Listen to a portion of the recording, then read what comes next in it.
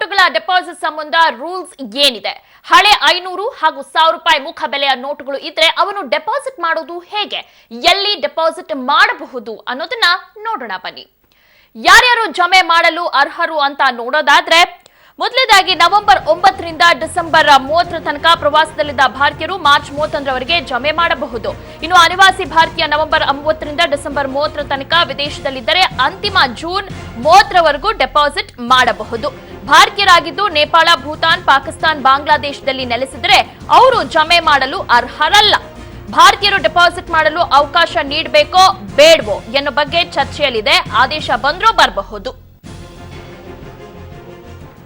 ಇನ್ನು ಹಾಗೆ ಎಲ್ಲೆಲ್ಲಿ ಡೆಪಾಸಿಟ್ ಮಾಡಲು ಅವಕಾಶವಿದೆ ಅನ್ನೋದನ್ನ ನೋಡೋದಾದ್ರೆ, ಆರ್ಬಿಐ ಹೊರಡಿಸಿರುವ ಹೊಸ ಮಾರ್ಗಸೂಚಿ ಪ್ರಕಾರ 5 ಕಡೆ ಮಾತ್ರ ಡೆಪಾಸಿಟ್ ಮಾಡಬಹುದು.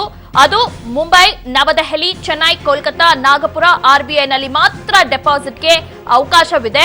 ಆದರೆ ಬೆಂಗಳೂರು ಆರ್ಬಿಐ ಬ್ರಾಂಚ್ನಲ್ಲಿ ಹಣ ವಿನಿಮಯವಾಗಲಿ ಡೆಪಾಸಿಟ್ಗಾಗಲಿ ಅವಕಾಶವಿಲ್ಲ. ಇನ್ನು ಅನಿವಾಸಿ ಭಾರತೀಯರು ಹೇಗೆ ಡೆಪಾಸಿಟ್ ಮಾಡಬೇಕು ಅಂತ ನೋಡೋದಾದ್ರೆ, ಅನಿವಾಸಿ ಭಾರತೀಯರು ನವೆಂಬರ್ 9 ರಿಂದ ಡಿಸೆಂಬರ್ 30 ತನಕ ವಿದೇಶದಲ್ಲಿದ್ದರೆ ಅದರ ಸಂಬಂಧಿ ದಾಖಲೆಯನ್ನ ನೀಡಬೇಕು. ಜಮೆ ಮಾಡುವಾಗ ಪಾಸ್ಪೋರ್ಟ್, ವೀಸಾ, ವಿದೇಶ ಪ್ರವಾಸದ ದಾಖಲೆ ಕಡ್ಡಾಯವಾಗಿ ಸಲ್ಲಿಸಲೇಬೇಕು.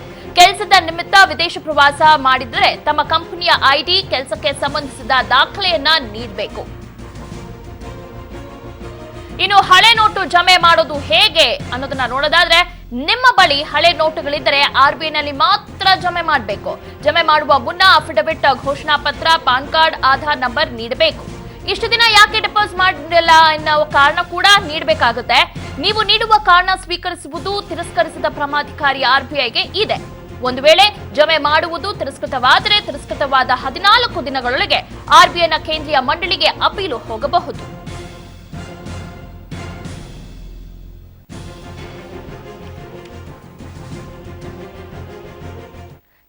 ಈಗ ನಮ್ಮ ಜೊತೆ ಮಾತಾಡೋದಕ್ಕೆ ಆರ್ಥಿಕ ತಜ್ಞರಾಗಿರುವಂತಹ ಪ್ರಕಾಶ್ ಹೆಗ್ಡೆ ಅವರು ನಮ್ಮ ಜೊತೆ ದೂರವಾಣಿ ಸಂಪರ್ಕದಲ್ಲಿದ್ದಾರೆ. ಸರ್ ನಮಸ್ತೆ. ನಮಸ್ಕಾರ. ಸರ್, ಈಗ ಮುಂಬೈ, ನವದೆಹಲಿ, ಚೆನ್ನೈ, ಕೋಲ್ಕತಾ, ನಾಗ್ಪುರ ಆರ್ಬಿಐನಲ್ಲಿ ಮಾತ್ರ ಈಗ ಡೆಪಾಸಿಟ್ಗೆ ಅವಕಾಶವಿದೆ.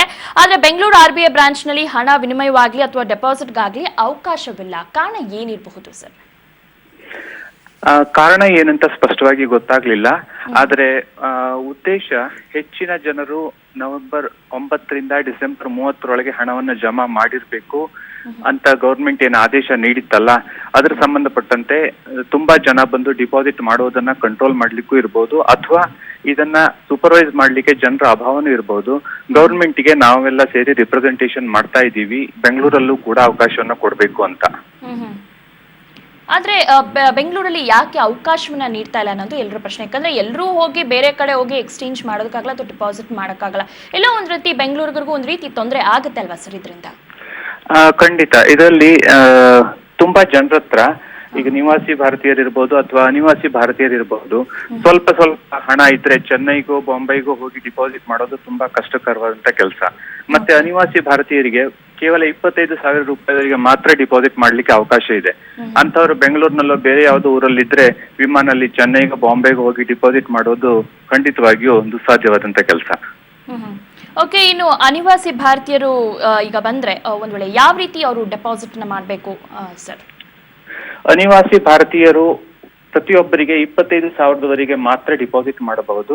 ಮತ್ತೆ ಅವರು ನವೆಂಬರ್ 9 ರಿಂದ ಡಿಸೆಂಬರ್ 30ರವರೆಗೆ ಭಾರತದಲ್ಲಿ ಇಲ್ಲ ಅನ್ನೋದಕ್ಕೆ ಪುರಾವೆಗಳನ್ನ ಕೊಡ್ಬೇಕಾಗತ್ತೆ. ಪಾಸ್ಪೋರ್ಟ್ ಕಾಪಿ ಮತ್ತೆ ಸ್ಟಾಂಪಿಂಗು ಇತ್ಯಾದಿನ ತೋರಿಸ್ಬೇಕಾಗತ್ತೆ. ಮತ್ತೆ ಅದಕ್ಕೆಲ್ಲಕ್ಕಿಂತ ಮುಖ್ಯವಾಗಿ ಅವರು ಭಾರತಕ್ಕೆ ಬಂದಾಗ ಕಸ್ಟಮ್ಸ್ ನಲ್ಲಿ, ಏರ್ಪೋರ್ಟ್ ನಲ್ಲಿದ್ದಂತ ಕಸ್ಟಮ್ಸ್ ಆಫೀಸರ್ ಹತ್ರ ಇರುವಂತ ಹಣವನ್ನ ಡಿಕ್ಲೇರ್ ಮಾಡಿ ಕಸ್ಟಮ್ಸ್ ಆಫೀಸರ್ ಇಂದ ಒಂದು ಸರ್ಟಿಫಿಕೇಟ್ ತಗೊಂಡಿರ್ಬೇಕು. ವಿದೇಶದಿಂದ ಬಂದಿರುವಂತ ಹಣ ಇಷ್ಟಿದೆ, ಯಾವ್ಯಾವ ಡಿನಾಮಿನೇಷನ್ ಇದೆ ಅನ್ನೋದ್ರ ಬಗ್ಗೆ ಸರ್ಟಿಫಿಕೇಟ್ ಇದ್ರೆ ಅಂತ ಸರ್ಟಿಫಿಕೇಟ್ ಇದ್ದಲ್ಲಿ ಮಾತ್ರ 25,000 ರೂಪಾಯಿವರೆಗೆ ಅವರು ಡಿಪಾಸಿಟ್ ಮಾಡ್ಕೋಬಹುದು. Okay sir, thank you sir public TV ಜೊತೆ ಮಾತನಾಡಿದ್ದಕ್ಕೆ.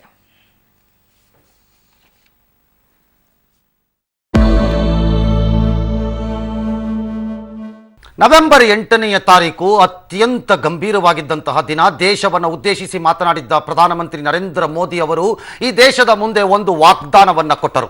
500 ಮತ್ತು 1000 ರೂಪಾಯಿ ಮುಖಬೆಲೆಯ ನೋಟು. कभी कभी लगता है आज भी दुनिया के कई समृद्ध देश हैं, पढ़े लिखे फॉरवर्ड कंट्रीज हैं, उनको जब पता चलता है कि हिंदुस्तान में